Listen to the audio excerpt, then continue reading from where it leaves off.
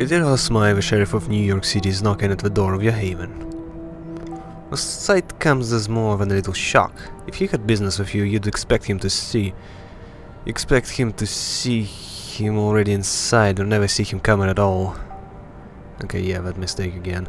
Yet there he is, on the other side of a peephole, patiently and politely waiting for you to let him in. You carefully unlock the door and face him in silence. Evening. May I come in?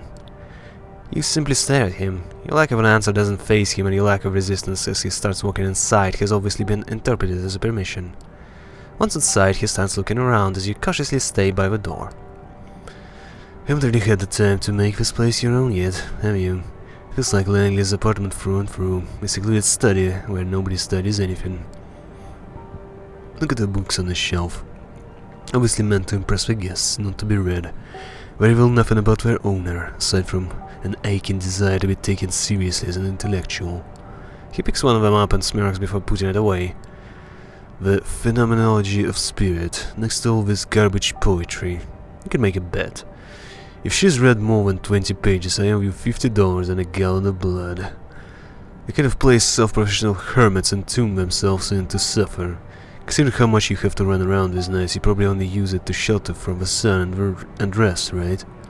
Even though he's obviously making an effort to come off as non-threatening, it's impossible to forget the first impression he's made. You still see him as a fierce predator, trying hard not to expose his true colors. He sends a familiar fight-or-flight response as you struggle to find a diplomatic answer to his last question. If Kadir is bothered by your silence, he doesn't let it show. He keeps walking around toying with whatever catches his eye. Eventually he speaks up again. Watched any baseball lately? If I had to guess, you strike me as a Red Sox fan. Now he's inviting you to talk in a more direct manner. You attempt to overcome your physical reaction to him and reply as casually as you can. Okay, that's a lot of options. Your mind keeps going back to that night where everything has changed forever. Waking up in a hell with a body next to you. Well, he wasn't a body, he was still alive, unlike Brucher. Spending the night in that underground sweatbox, unsure of what's gonna happen next.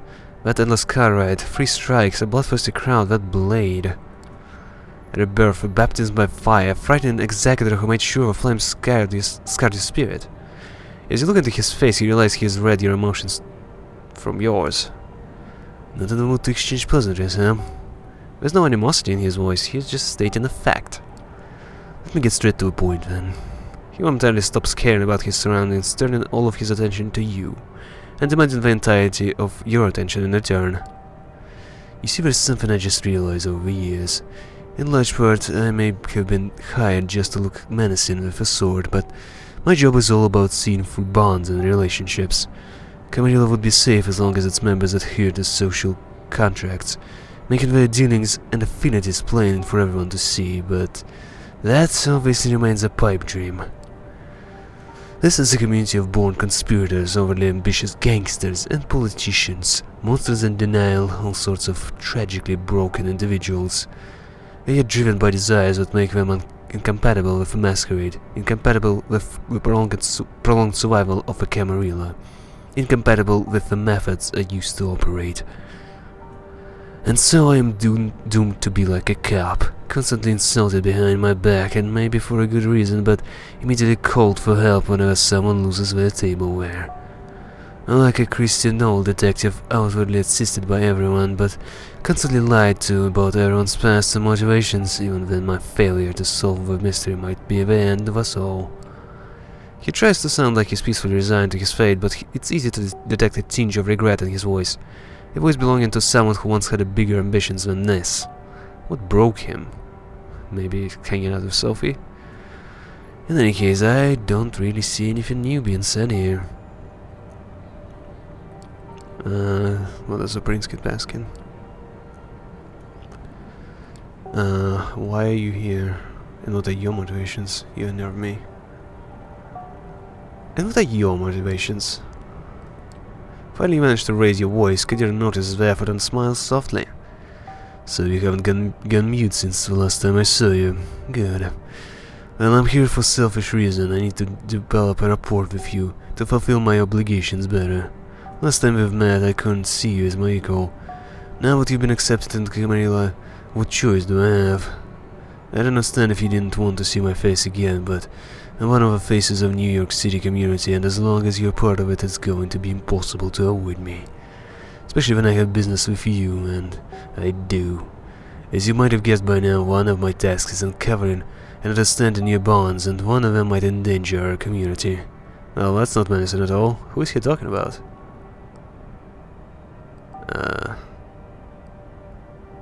Kaiser? Let's go with Kaiser. Is this about Kaiser? Kaiser shakes his head. That leper is bad news if you ask me, but who doesn't trade information with him these days? No, it's not a major player. He produces a file from underneath his coat and passes it to you. This is a troublemaker. You open the file and see some printed photos. You freeze up as you recognize a face and are overwhelmed by a flood of repressed memories. Benjamin Newman.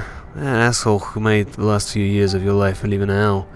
Sexual harassment, the mobbing, the way he kept delegating all of his obligations to you without ever letting you reap the fruits of your work. The way he stole your soul. Goddamn prick. You look up at Kadir, expecting answers. Apparently your company is in trouble. Lots of financial irregularities, and Mr. Newman is all too happy to testify that the one employee who just suddenly disappeared is to blame. The story is as fishy as it gets, but your disappearance is being investigated and a lot of people are searching for you. It attracts attention to us, and as such it must be stopped. Must be stopped. Sounds threatening. You dread thinking what he's planning.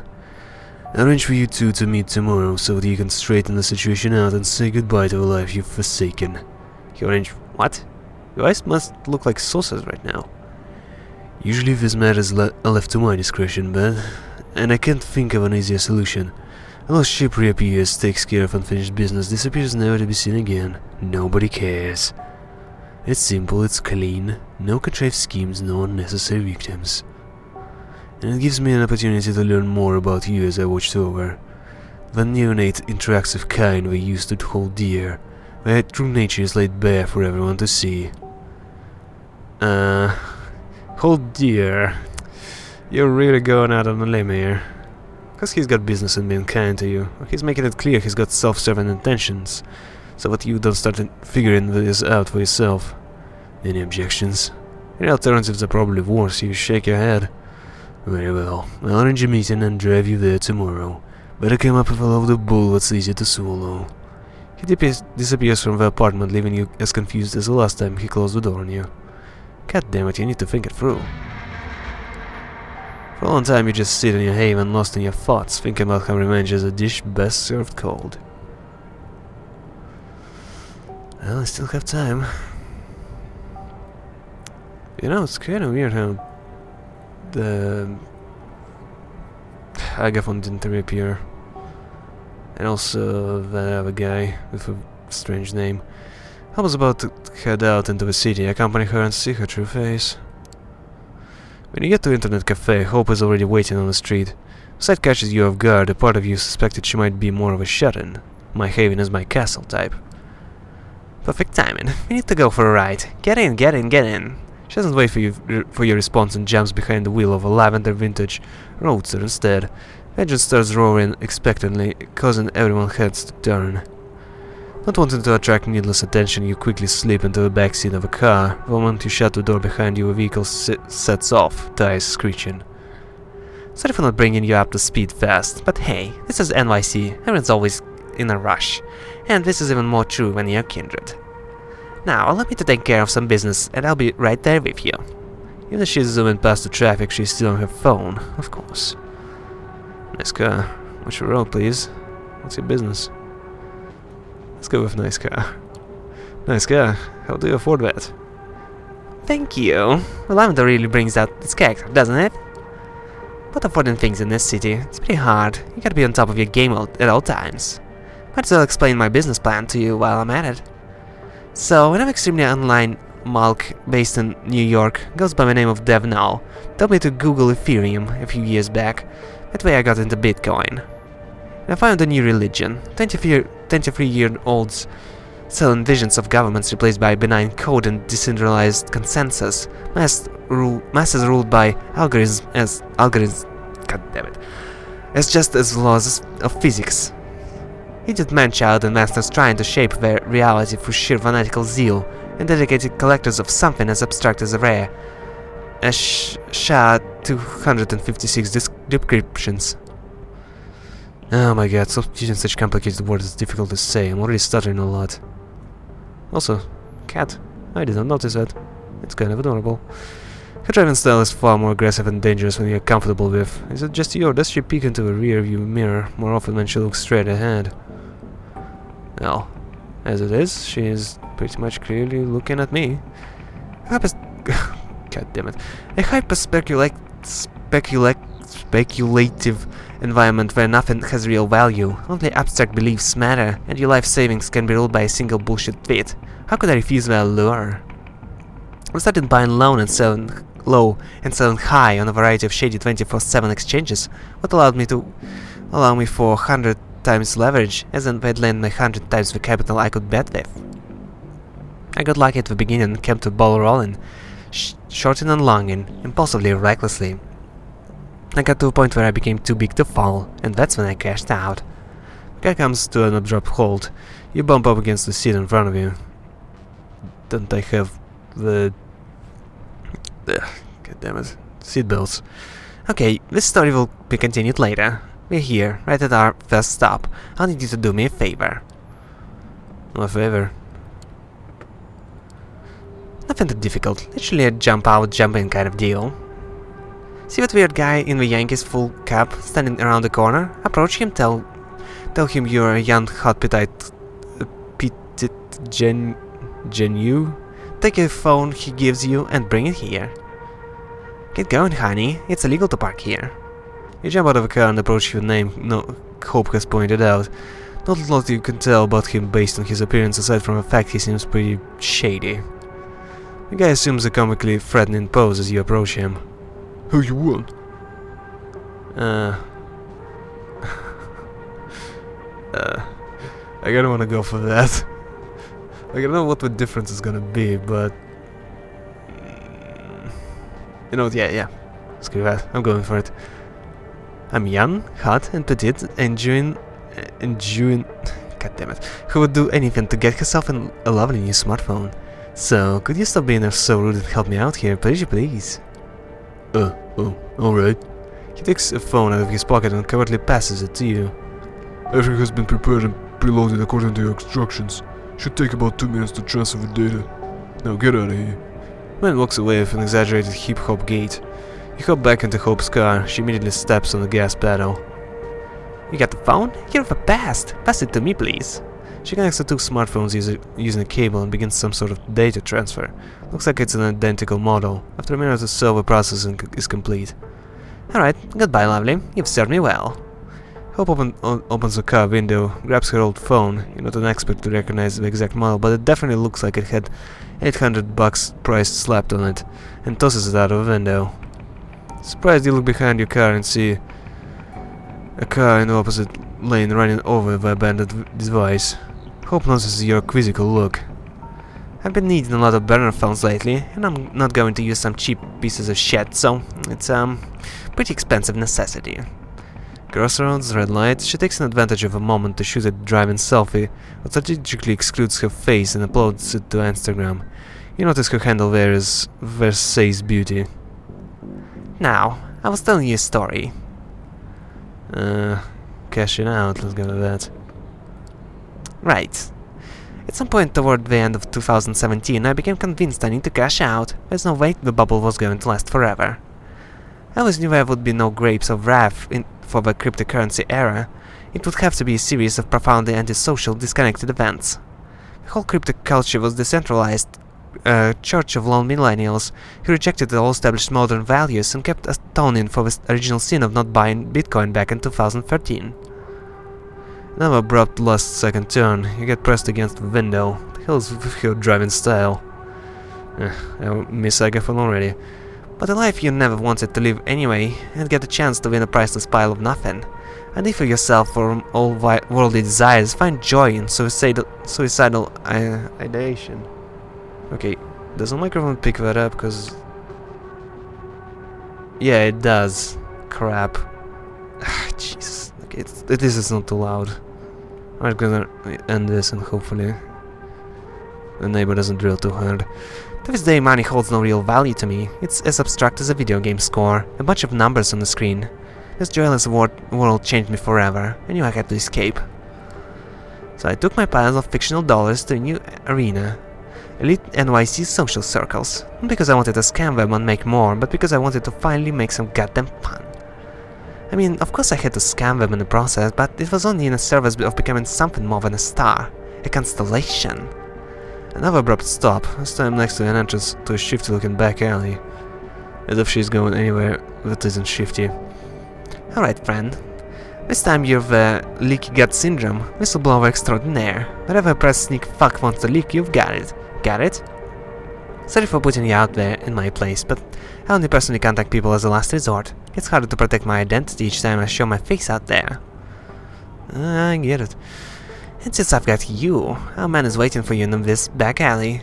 He's paying back a favor of a pen drive containing crucial information we need to stay safe in this city. Retrieve it. I will be circling around the area. Make sure we aren't in danger right now. When you're done, get back here and I'll pick you up. Everything clear? Good. You exit the car and see it drive away in a hurry and head into the narrow passageway. Sure enough, there's a man waiting for you at the end of the back street, unshaven, wearing wrinkled clothes with a nervous eye tick. He looks even dodgier than the last guy you've met. I have a sneaking suspicion that this might be an ambush. When you approach, he gives you a mean look. You lost or something? I need the help of my gut. Let's go with that. I need help, friend, with my gut. What do I care? Is this some kind of joke? I'm leaking. Not my problem. Go see a doctor or something. You could say I suffer from leaky gut syndrome. Slowly but surely his eyes light up. You can almost hear rusty gears turning in his head. Oh, kept me waiting, did you? Alright then. Clumsily he produces a USB stick out of his front shirt pocket and holds it before your face. When you reach out to take it, he pulls his hand back and gives you a sly grin. Getting all this data was risky, you know. Miss Montgomery is an unusually secretive person. Digging up dirt her took more effort than I expected. Effort that should be rewarded, I think. The more you ask around about her, the more you expect a letter saying, give up your inquiries which are completely useless at your doorstep, maybe attached to a severed cat head. You catch my drift? The secrecy that surrounds her screams friends and high places, brave new world order, Illuminati shit, you know? It makes me think I deserve some hazard pay. I was gonna use presents, but I don't get an option. Blood is fine, so yeah, it would have been perfect. I do need this data, but I won't try bluffing. I want to see what happens. I ran the background check on you. You're not just some random schmuck off the street. No way you didn't know what you were walking into when you took this job. And if you really didn't, I doubt you're the kind of journalist who can gather intel worth shit. You're bluffing the hell out of him, unsure if it's going to work. It does. Yes. The man spits on the ground angrily and raises his hands in surrender. Alright, I shouldn't have put you on the spot like that. My bad, okay? He extends a hand holding a pen drive towards you again. You take it. Oh yeah, one more thing. Not really sure what it's about, but one of my informants claims you might be interested in this. He reaches to his inner jacket pocket and presents you with something wholly unexpected. It's a bag of blood, labeled simply as ABRH-. You give it a closer look, but it doesn't answer any question that just appeared in your mind. You peek into a journalist's cold blue eyes and see him twitching uncontrollably. Don't ask me. I said you'll know what to do with it. Like a gut, come on, take it. Why would I drink his blood? Yeah, accept. Fine, I'll take it.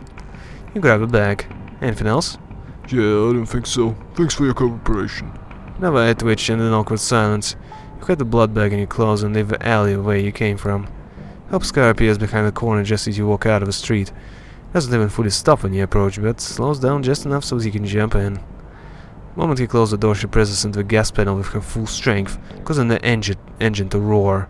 Her driving style definitely doesn't reflect how laid back she seems as a person. You throw the pen drive on the seat next to her. Perfect. Any problems? How did the meeting go? You relate the entire back alley encounter to her. Towards the end of the story, you notice she's not staring at the road or her phone, but directly at your face. The realization startles you. You've got that bag of blood of you. You place it on the seat next to her. She picks at the label. She looks at it again. And she steps on the brakes. Fuck, fuck, fuck! Oh no. I'm okay. She grabs both the bag and the pen drive you've obtained and throws them out of the window. Looks like that's her favorite method of taking care of problems. That bag was a message. AB negative used to be my blood type. It's the rarest one, found in less than 1% of the United States population. But you haven't drank it. Who knows what they've done to that bag? Some NYC vets can tell you wild stories about using irradiated blood to locate and kill other kindred. Seriously? Glad I haven't drank from him. But it's safe and sorry, yeah. Still, I wonder if they could have done anything to his blood. That would be some kind of 5-dimensional chess move. But yeah, that contact is compromised and needs to be cut off.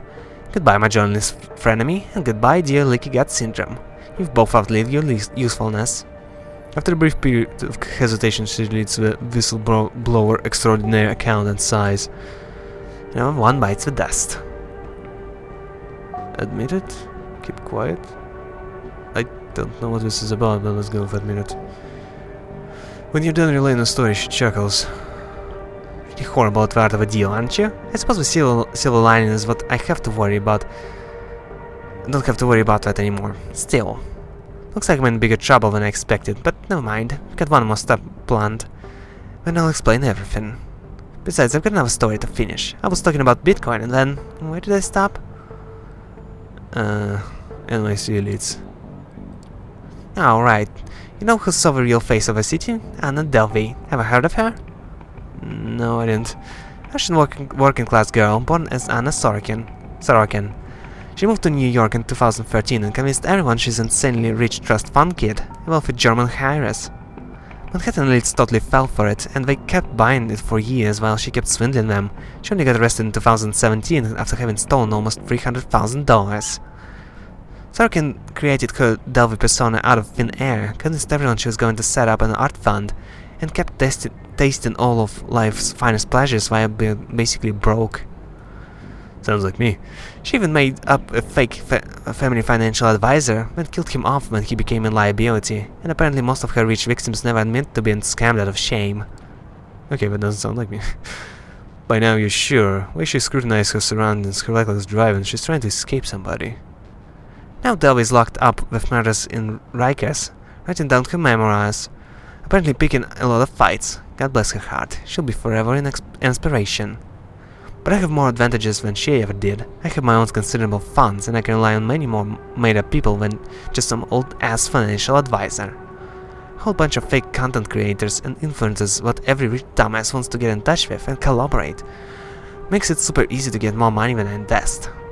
You've seen firsthand both as deceiver and the deceived. It's a city of illusion. Make your non-existent money, come off of a fictional status, play nonsensical Camarilla games. And one day you might just find yourself at the top. Alright, Perdition, our last stop. You look around, you're coming up to a parking garage. You're gonna take an elevator to the 70th floor. Wow, that's all the floors. Give the masked man you meet in front of the door this memory card. It contains an art house movie I've made. Do I wanna know?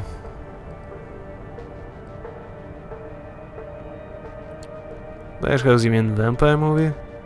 Yes, a movie you've seen me rehearsing in my haven. You didn't think I was doing that just for show, did you? I found some filthy rich Manhattan pervs who'd pay a fortune for a convincing vampire camp show. I don't need money, but their IT industry connections gave me an idea.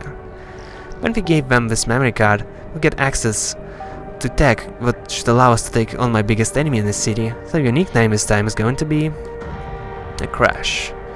You're momentarily dazed and can't immediately understand what happened. The best thing you know for sure is you were still a normal human being, you'd be dead for sure. You replayed the last few seconds in your head. A car appeared out of nowhere and crashed against into Hope's vehicle. At the maximum speed it was able to achieve in this closed-off space. The driver has already managed to kick out the mangled door next to him and stumbled out of his seat. Now he wordlessly approaches the trunk. He takes a large caliber silenced pistol out of it. He's just approaching the lavender wreck of Hope's car, obviously ready to finish the job he started. You have to be fast and violent. It's you or him now. Well, go for it. Your instincts take over. You don't come up with a strategy or come up with an optimal route. You simply start running toward the gunman, yelling. For a split second he's completely dumbfounded, and he opens fire. The bullets hit you, but that doesn't stop you. You start running. Man pulls the trigger a few more times with no avail. The expression on his face is priceless until you ram your fist straight through it. He falls to the ground. You get down on your knees and keep pounding him until he's reduced to a bloody pulp. You stand up above the gunman's body, trying to calm yourself and your killer's instincts. That's when you hear her voice. Hope slithers out of her car and sees you standing over your assailant. You did pretty good. She approaches the body of the driver you killed and kicks it so she can take a better look at it. Upon seeing the front of the corpse, she lets out an annoyed grunt. You would be this asshole. He's been following us all day. Know just who he belongs to. Even before she's done talking, she's already trying to reach someone through a video call. Eventually she succeeds. You see a nonchalant woman in business casual clothes on her smartphone screen. Sir Montgomery, how can I help you? Sarah. Or is it Kara? Hold up. It's probably Kara. Hope. Didn't expect you ever to reach me through this channel. Have you thought things through? Wait, did something happen? Did something happen? Your fucking ghoul has just tried to kill me, you crazy bitch. That's what fucking happened. Killing yourself, for Christ's sake. This is a baseless accusation. I know he's from Double Spiral. He's been working in your motherfucking company. Come on, you know I can be held accountable for independent actions of my subordinates. Why don't we just meet up and talk it over? Hope disconnects her call and instantly blocks Kara from contacting her. You corporate shithead, you make me sick. Tired returns her gaze to that ghoul. I'll dispose of him. Help me put him in my car. Does it even work anymore? 30 seconds later, his body is lying on the backseat of a lavender-colored wreck. Okay, good. You take a look at the scene of carnage in front of you. Every second we're here gets us closer to a serious masquerade violation. I'll have to exchange my palm for your worthy masterpiece for the goods some other time. She gets behind the wheel and you follow her inside. Meet me in my haven when I let you know it's safe. For now I need to dump this asshole somewhere, have my car fixed and plan our counterattack. You guide Hope to your own haven. She drops you off, and before she leaves she makes what's about to come perfectly clear. If you want to survive in the city, Carl Montgomery needs to die. She disappears into the traffic, you disappear into your place.